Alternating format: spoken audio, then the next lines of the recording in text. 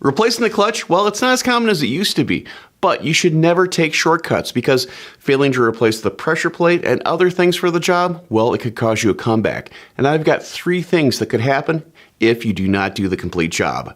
If you have a customer come in and their clutch is slipping, you probably need a new clutch on that vehicle. Doing the complete job involves more than just replacing the clutch. You have to address the flywheel, the pressure plate, and the disc. Also, you have to look at other items that do wear out over time that may not be accessible outside of the bell housing. Reason number 1, well, it is springs. The clutch system on a vehicle may have multiple springs that help control the vibration and keep the clutch plate attached to the flywheel. Over time, well, springs wear out. And when you replace the clutch plate, you're also replacing the spring or the diaphragm. And also, on some vehicles, you're going to have to replace the flywheel, which may be a dual mass flywheel.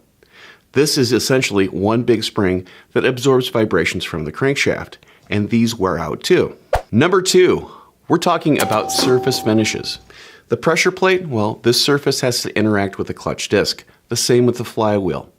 If those surfaces aren't properly machined or they're contaminated, heat checked, well, the clutch is going to slip and you're going to have issues with that brand new clutch.